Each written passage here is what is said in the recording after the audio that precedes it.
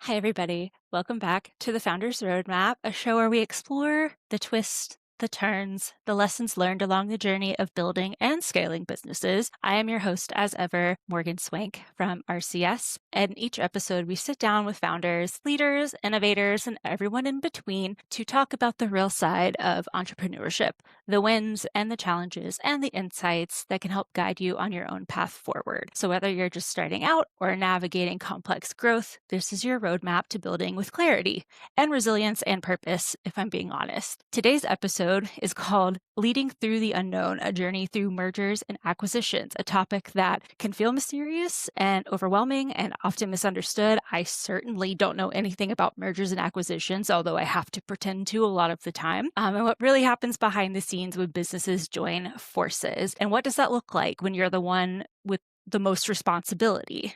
So today I have one of my favorite people in the entire world, Miss Katerina. We have been working with her for a minute. I normally give the intro, but I'm going to let Katerina give her own little background, not just because we have an NDA, I want to be clear, but because everything she does is so interesting, and I feel like only she can really explain what she does to everyone before we get into all of the good stuff. So, hi, Katerina. Welcome. Hi, Morgan. Thank you so much. It's a genuine pleasure to be here with you, and I can't wait for this conversation. It promises to be fascinating and very exciting, and I look forward to your questions. My background is, in a nutshell, entirely in management consulting and private equity. I spent the first 16 years of my life at a management consulting company doing everything from serving private equity clients to to establishing new parts of the company to digital transformation, then left and went on to lead value creation for a private equity firm that focuses on the mid-market and critical business services, and then was the COO of excuse me, of a professional services firm in Europe that actually had branches in the US as well, which was a fascinating turnaround situation. And I am currently in the throes of building something on two fronts, actually. This deal that we cannot say anything about because of the NDA with you. That has been a very fascinating experience.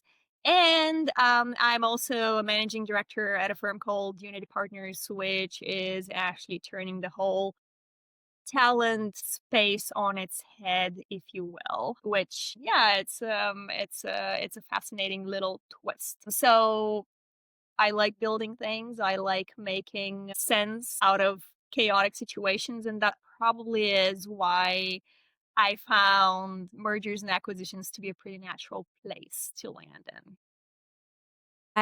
First of all, I didn't know all of that about you, but that makes sense. And also, I will say, with my icebreaker question, I'll get to in a second. I know that your life is very stressful all the time based on how much we've spoken with each other over the last year, but you are the calmest, happiest, most chill person I've ever met. And if I was in your shoes half of the time, I'd be like, I can't take this. I need a Xanax all the time. So I, you're right. Like you fit into this landscape perfectly. And I don't know how you do it, but you were made for this.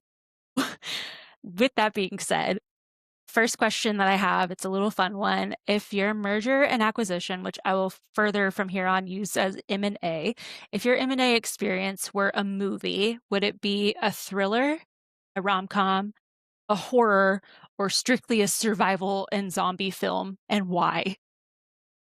Wow, what a question. Goodness gracious. It'll probably be a mix between a thriller, something with a lot of suspense, with a lot of unknowns, with a lot of kind of murder mystery type situations, followed by I guess a survival type movie with the That's what occasion I thought you were going to say. horror moments in it because it is an unpredictable process. As you Mhm. have witnessed from your experience with the project we are working on, it has been endless ups and downs, ups and downs, ups and downs. It is impossible to predict what the next moment holds because there are way too many moving parts. And once you are sort of in a lock and loaded position, that is when the real fun begins, because that is when I jump in with the value creation bit. And that becomes very much a survival movie from that point on, right? Because we have to get things done, we have to get them done fast, and we have to get them done within budget because we have plans to meet. And inevitably, there will be some horror inducing moment during that journey where you discover that, oh, I don't know, one of your top 10 clients has decided to drop you out of the blue and you did not know about that during the due diligence. And it happened 2 months into the acquisition. Uh, you know, Lee. exactly, exactly. So I would say that's pro-lit. The rom-com piece, I just can't quite see. I'm sure Yeah. there are some mergers like that, but I haven't encountered them. In my mind, I'm picturing like a Friday the 13th movie, and like you're just trying to make it to the end, right? And the whole time there is something that's going to happen, and it's Jason hiding behind a corner. And sometimes you like move the sheet and he's not there, and you're like, oh, thank God, nothing happened this time. And then sometimes he's there and you're like, oh God, and it ruins something. So that's kind of that's what I'm picturing through all of this. That's really funny. It's not quite so that is definitely true in the diligence process, right? Before you actually decide to move forward with, with the acquisition, there is a lot of, is this a ghost? Is this a skeleton? Or is this a real person that's alive and kicking in that corner under, under that sheet? There's a lot of questions like that. And oftentimes you don't have the answer. You have no idea Right. what you're gonna find because you're only allowed to like lift the corner of that sheet and and like maybe take a little peek, right? And then you're like, well, based on the shape of that map underneath the sheet, we can probably deduce We uh, can figure this out. figure this out. And then some of that does indeed occur. And sometimes what you thought was, a real life person turns out to be a dusty skeleton and vice versa. Or sometimes there is nothing at all. And that could be both good and bad, depending on what your expectations were, right? Because when you build a plan, you build it based on what is it that you actually expect is going to, Right. what is it that you are actually buying, right? And it's that lack of clarity and that lack of sufficient information that creates a lot of opportunities further down the line to essentially jump out of bed and go, hooray, what an exciting day. We have so many issues to solve today. Yes. Okay. On that note, I will kind of jump a little bit because I want to get into sort of the human element behind all this. We see it as kind of a massive challenge, something to achieve, but there are people behind this in the end that you have to kind of look out for as someone who is in charge, like a leadership position. And we at RCS, like we've been involved in this side of things from kind of the vendor side, which is okay. Like we get in the weeds a little bit, but as far as, the people involved from the merger and the acquisition, I have zero insight. I know it's a very specific thing to go through. So many businesses do it. It's stressful, scary, exciting, rewarding, depleting, and most of the time, all of the above. So, as someone who's been through this a few times and that cool cucumber that you are, how do you manage expectations for those people involved, whether it's your clients or people that you're bringing along with you, employees and other colleagues with you? How do you manage those expectations and keep those people from being like, I'm freaking out all the time. I don't know if I'm going to have a job. Like, what's happening? It's an excellent question. And I think that is the most underestimated, underappreciated, undersolved for factor in any M&A transaction. People are the backbone of a business. Without people, you will not truly have a business. Even with all of the advances in AI, and that's a whole other topic, you still rely on people to deliver your product, service, whatever it is that you are selling, that your business is built on. So when you are buying a company, there are critical people that you absolutely have to secure, right? In order to essentially be able to continue to run the same business with the roughly the same level of predictability. And then there is everyone else. Now, the thing that we routinely fail to miss is that the key people, right? The people that you have secured through the transaction that are a core part of that business are very often enabled by the people underneath them who may end up subject to, oh, I don't know, workforce reductions, consolidations, etc. And that can throw a wrench in the wheel. I also have had transactions where we bought a company. The prior owner of the company had a very what shall we call it, toxic leadership style. So the first day after the transaction, I walk down the hall and people are literally hiding behind their desks. They sort of have this, oh my gosh, Oh, that these that sucks. they have PTSD, right? They have PTSD because that is what they lived with, that is what they expect, and then you walk in and they have no idea what to expect, so they probably expect more of the same. So, so you have a range of different scenarios in terms of what you're going to walk in. You don't always know ahead of time what it is that you're actually going to walk into because you're in communication with a smaller set of people typically during due diligence. So once you actually get in the company and you start walking the hallways, you often discover a somewhat different reality than what you were maybe anticipating. And that presents a challenge because you now own this company with its own culture, its own belief system, its own attitudes, its own hierarchy, both formal and informal. And you have to very quickly get up to speed as to how it all works. And you have to get underneath the multiple layers of influence that are behind these structures if you want to understand what is the best way to both approach the company and approach the workforce and get them to work with you because ultimately that is the only path forward. You want to make sure that you can treat everyone with respect. You can understand what their motivations are. You can understand what it is that they are trying to accomplish. And you can try and figure out how you can influence them or steer them in the direction in which you would like to take the company because ultimately it's a battle of hearts and minds. If you cannot get the workforce to line up behind your vision for the company, which in fairness maybe was not 100% fleshed out before you actually had the company in your hands, maybe we were there, oh, I don't know, 85%, 90%. But there is always, the remaining 10, 15% that only becomes clear once you're in, and that 10, 15% is actually critical because that is the color. That is sort of the, kind of the fine details that you have to have in place in order to figure out what is actually going to work and how well it's going to work.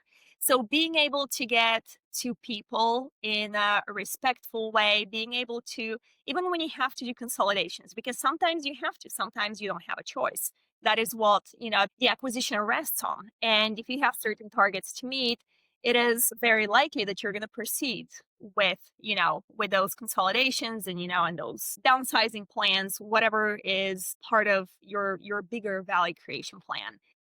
But during that process you need to approach everything with an extreme amount of respect for the people who were there, who are there, because even if you have to let go a large portion of the workforce, those that remain, you want them to remain committed to the organization. You want them to remain committed to Right. the vision. You want them to believe in what it is that you're trying to do. And if they are observing and experiencing their, colleagues being treated in ways that are not exactly respectful, then that impacts morale. across the board, and then you can never get to the actual targets that you're hoping to get to because you're going to need a lot of cooperation and you're going to need a lot of collaboration. On that, I wanna jump back a little bit because you pointed on something. Um, have you noticed shifts in your own leadership style because of these experiences? Like, you mentioned a very toxic leadership from a company that was acquired, and, like, I've worked at companies with very toxic leadership, and they got acquired, and I was wondering, like, how that worked out when another CEO and the CEO kinda came together, and their CEO that acquired us, like, she was amazing. I loved her so much, and ours was terrible, and I never knew how that, like, worked out on the upper echelon of leadership, but, like, have you kind of learned to play that role and that game with people, and has it changed your own leadership style? It's an excellent question. I would say definitely has. I think what it has taught me is that my primary role, the primary role of any leader, really, in any situation is to bring down anxiety, organizational anxiety. That is the only thing that truly matters. You have to show up with a vision that you believe in. You have to show up in a way where you are believable. And you have to bring people along with you. And they will only come with you for the ride if they believe in you as a human being, which is why you yourself need to be calm, composed, or ready to address whatever shows up in a calm manner and reassure everyone that it's going to be fine, right?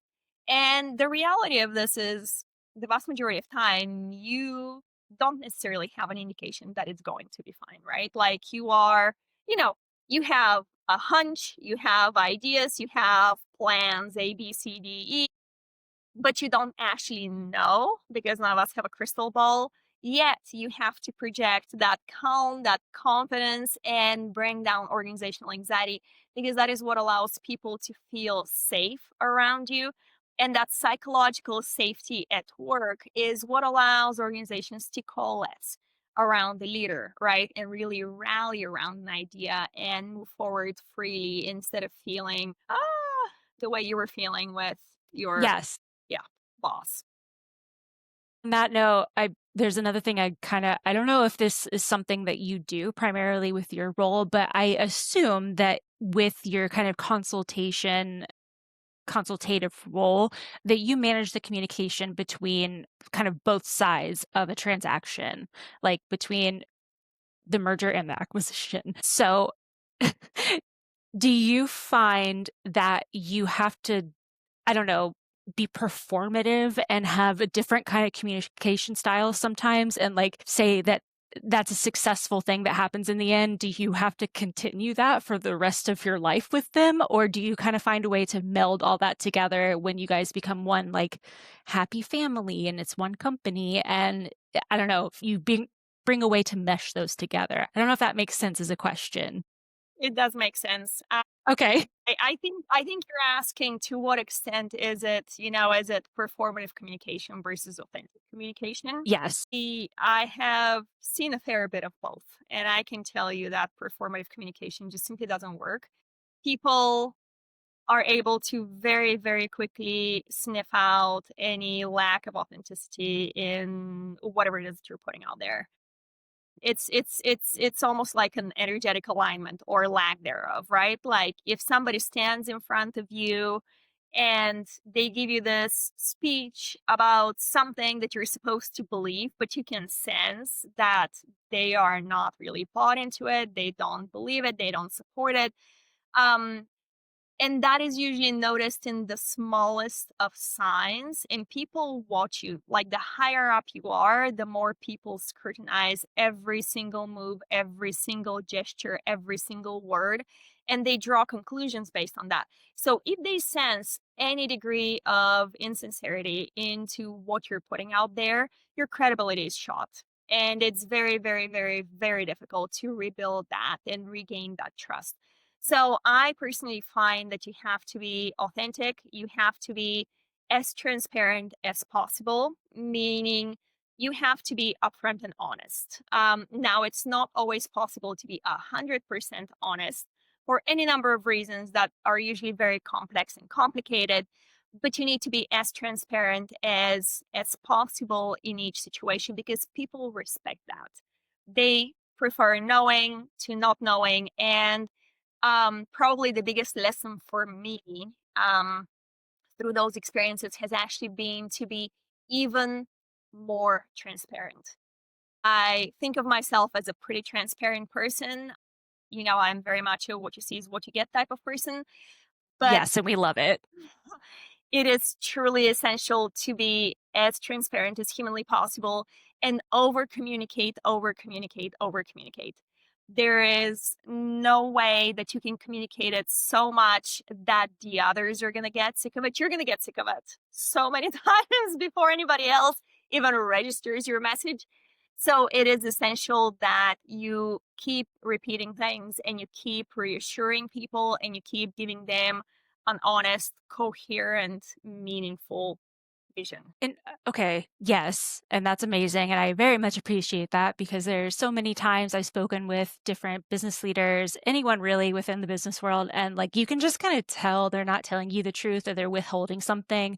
Like when they don't respond to emails for a while, and you're like, I know that you don't want to work with me, and it'd be so much better if you just responded to my email and told me like, not now, or like I don't want to work with you right now instead of just ghosting me, right? So I do appreciate transparency always in anyone that I speak with. And so kind of in that same vein, let's say you have like a very challenging issue coming for you in like we can use the current deal, this very secretive deal that I know, but the listeners don't. There's like a challenge coming for you. The pressure's on.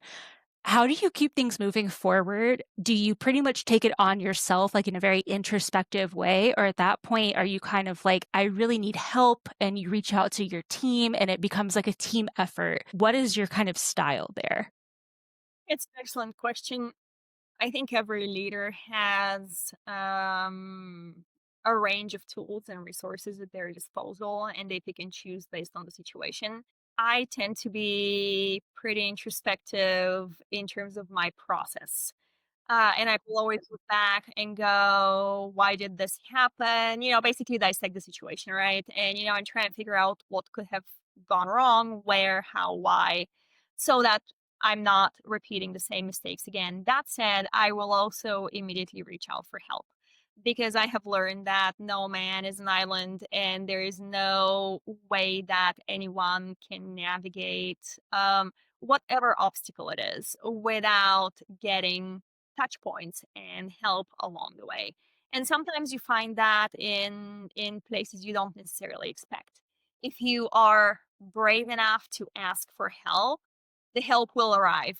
It may not arrive necessarily in the way in which you wanted it or envisioned it or sort of thought it would, but it will arrive in some capacity in some way. So I find that it is really, really important to have the um to be able to say, I don't know, because that is going to happen and it's going to happen to everyone. And to be able to reach beyond your circle of comfort and look for solutions where you may not have necessarily sought them before. Agree. And I think a lot of times where there is like a big leadership mishap that you might read about like in the news or something, it came from the hubris of a member of leadership who just didn't ask for help and tried to take care of it or tried to hide it in a way that they were like, well, I can take care of it myself if I just get rid of it. Like, no one will ever know. And like, all you had to do was ask for help. And maybe this situation wouldn't have blown up the way that it did.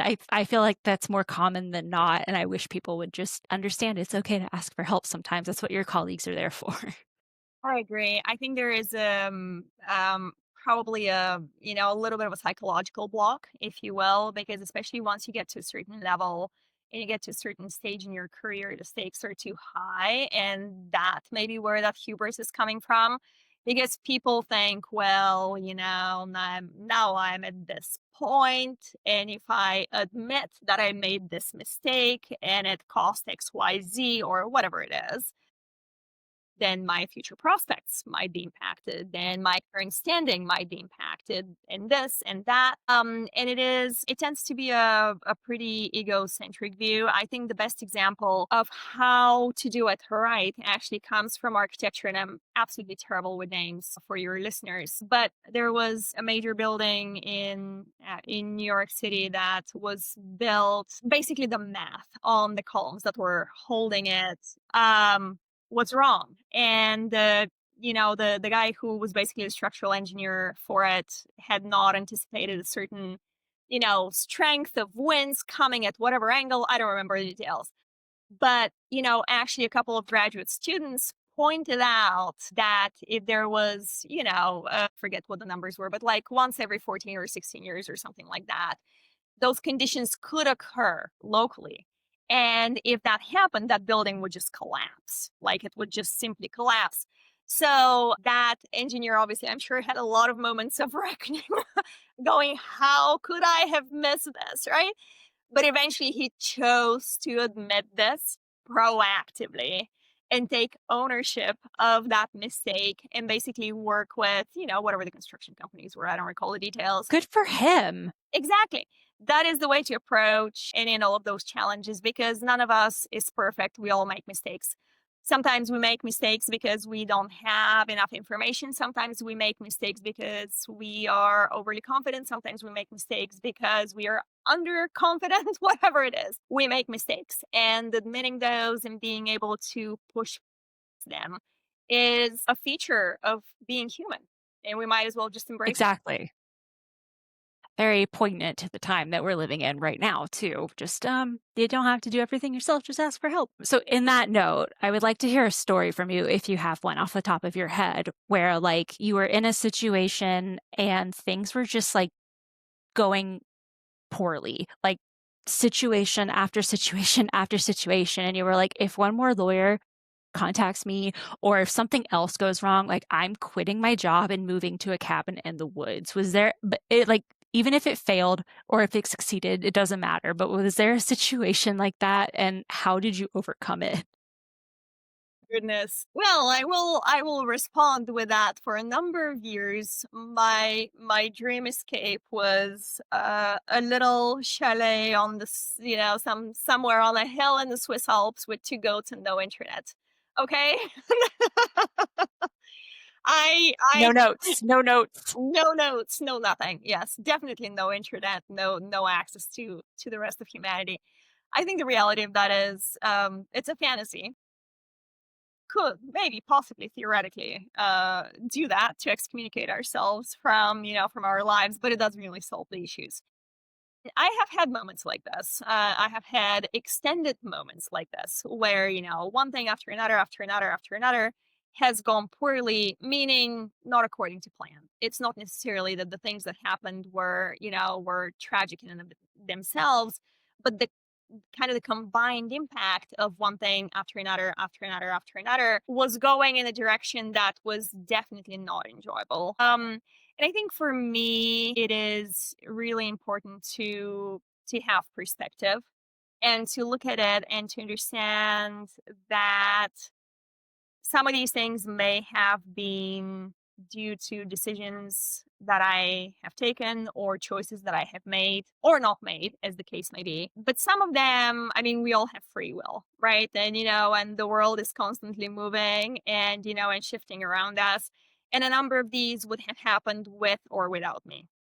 And so extracting yourself from kind of like the person-centered narrative, if you will, that we often find ourselves in when we are like, oh my gosh, everything is, falling apart and it's terrible and it's my fault. Being able to extract yourself from that and look from the outside and keep your eyes on the bigger picture is a really useful skill in these situations, because if you let each little piece drag you down into the mud, you're never going to be able to surface.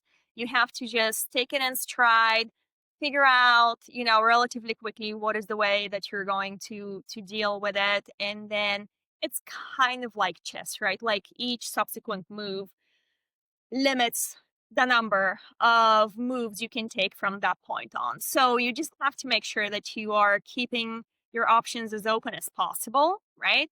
Based on whatever it is that just transpired, and keep moving forward and keep, contingency planning. If this goes this way, if that goes that way, right? Basically, continue to have opportunities on the table for how you're going to solve for all sorts of other eventualities. But that stuff does not really take me down in a sort of in a personal way. I look at it, and I know that it does not define me necessarily as a human. It may define my career, and that's going to be either good, bad, maybe terrible, right? We don't know. It may define my career, but it does not define the entirety of who I am. And every opportunity, I take every opportunity when things go wrong to look at what could I have done differently. So all of it is also a learning moment. And sometimes you have to go through phases where things fail one Yeah. after the other, so that you will emerge through it and hopefully emerge in a stronger place. Okay.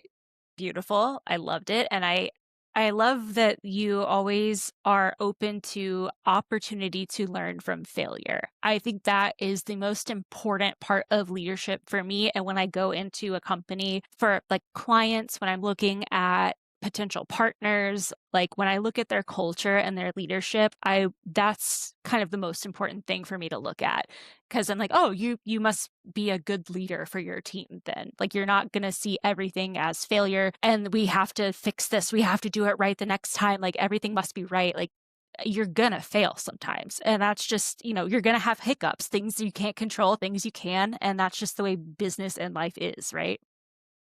Absolutely. 100%. So So, on that note, I have to mention IT because we're an IT company, but I'm going to make this broad. So, like when we talk about mergers and acquisitions from our side, it's really so we can be proactive when starting a new business. Like we're already in there as the infrastructure, we're set up. We make sure that you're already good to go so that there's no delaying, there's no hiccups. Everything is set up for you so that like your onboarding is good to go. Everyone's ready. Have you learned what are the important pieces of having the right systems in place, looking into infrastructure when you do start a new business, like HR, having that set up, and I don't know what, like the other operations you might look into, because, we talk about all of these crazy things happening behind the scenes. You're trying to get your due diligence, your clients in place, making sure you have your team together. And like, there's so much to think of when you start a new business, but like sometimes the operations are just kind of like second nature and you get in, you're like, oh, I have to get this going now. So like, what are some of those that you have learned from past experience that like, we got to get on this before we really move forward? Excellent question. And I will tell you that in my role, I never look at operations as sort of like second tier or something that is, oh, I don't know, I'll think about this later. It is absolutely essential. If you don't have your IT set up and nobody can get an email out, you don't have a business. Full stop. Right?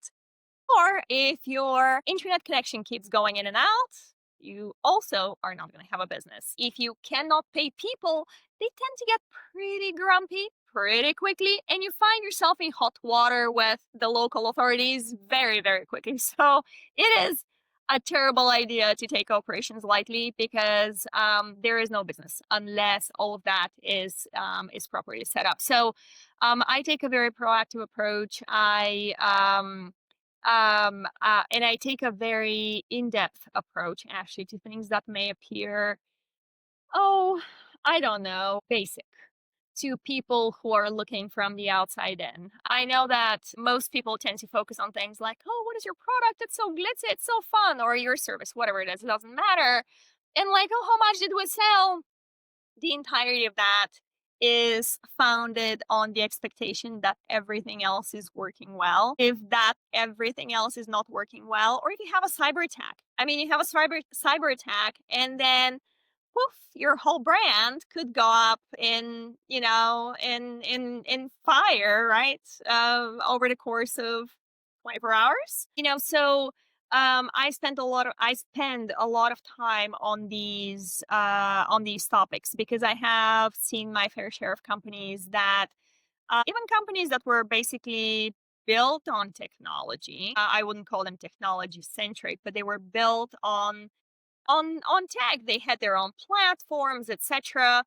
And then, for example, they didn't have their disaster recovery plans done well. And they were storing all of their data on a bunch of servers tucked away in a closet that had a bunch of, there are all sorts of things that you uncover once you start digging into the details. I'm sure you see this all day long. That is my job, Yeah. Katerina.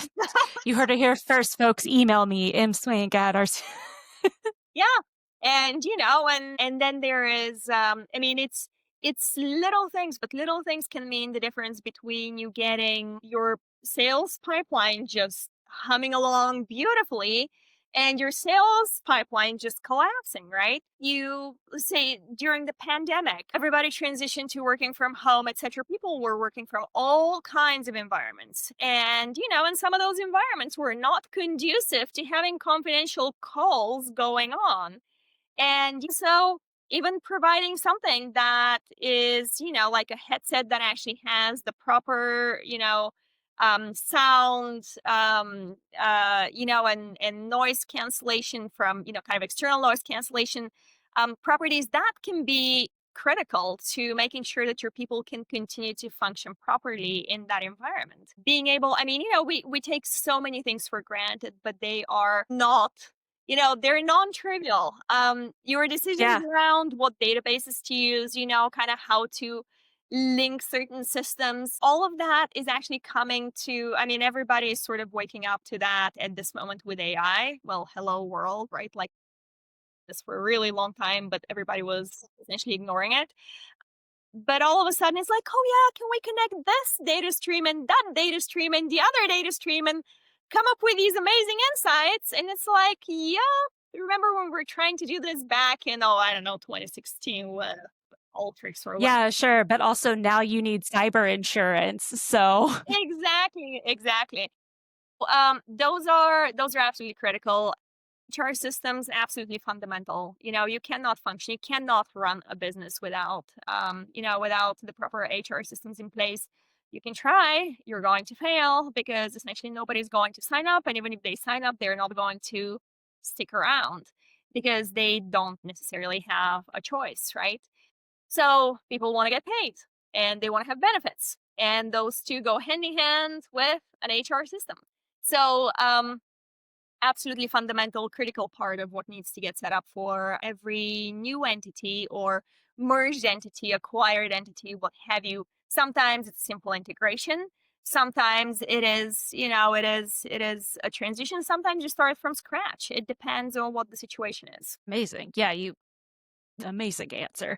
And again, not to plug us, but we will handle all of this for your needs for your You new company. will. I'm So so excited. I love that you got a handle on this and I don't have to figure it out. I genuinely do. that's what we're here for. Yeah. All right, so we're kind of coming to the end of things, and I really you're like a wealth of knowledge, and I feel way more educated than I did before over this. So I want to get your takes on like your lessons learned and advice, and then I have a couple of fun questions for you. Is there a piece of advice that you have been given that actually helped you? And do you have advice for any business leaders that you know that might be entering into like a merger and acquisition conversation negotiation? It's an excellent question. I think the best piece of advice I have, it's actually probably a two-prong piece of advice.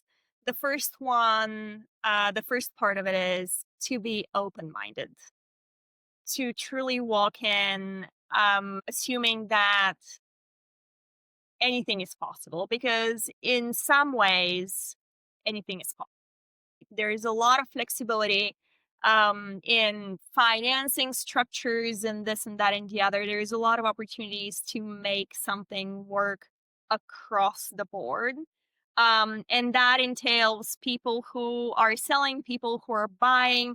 the employees of the company that is on the table. There are some private equity firms now actively vesting the employees and transferring wealth back to the employee population, which I think is frankly the way to go going forward, because we need to be able to distribute the pie in a more even way. So that is my first piece of advice. The second piece of advice is to be brutally honest with yourself, with your people, with your company, with what is realistically possible, right? In terms of markets, opportunities, clients, etc., whatever the case may be. Those two bits sort of sound as if they are on opposite ends of the spectrum, but really they are two sides of the same coin, right? The more honest you are with, with what is really happening, the more you can be open to see the possibilities that are out there, and and vice versa. So I think that would be probably to anybody who's contemplating any sort of merger, acquisition, some sort of divestiture or what have you out there in the market. Retweet, like, repost, whatever. Amazing. Love it. I wish everyone had that advice, and I will support it till I die. All right. So even though it's kind of secret still, this project that you're currently working on that I know of, I know it's been challenging. It's been a while. It's been a pretty challenging undertaking for you. If you had a magic reset button during this whole process to just start it all over and start from scratch, would you press it, or have you liked the challenge so far? Wow, what a question have you just asked? I'm sure that there is some alternate universe where things are unfolding, kind of in a parallel dimension differently. I don't know what that looks like. If I could push the reset button, would I? No. And I will tell you why. Wow. Okay. Because I am a firm believer that you can only make the choices that you make based on who you are in that moment and what you know in that moment and what you think the best possible outcome is. And the learning that comes with mistakes is not truly available to you until after you have done the mistake. And then you've come out on the other side and you're like, actually, that was really like not a good idea. But that comes only after the fact. And if you take away the opportunity to make a beautiful mistake, then you take away the opportunity to have the learning that comes from that mistake. And that is what grows you as a person, what grows your business experience, opportunities, etc. And I think we all are richer in many ways for our mistakes than we would have been without them. And it also makes for excellent storytelling. I mean, we can have like a whole other episode of this where we just talk about Yeah. whole stories, right? Like the things that happened and the things that didn't happen. Yeah.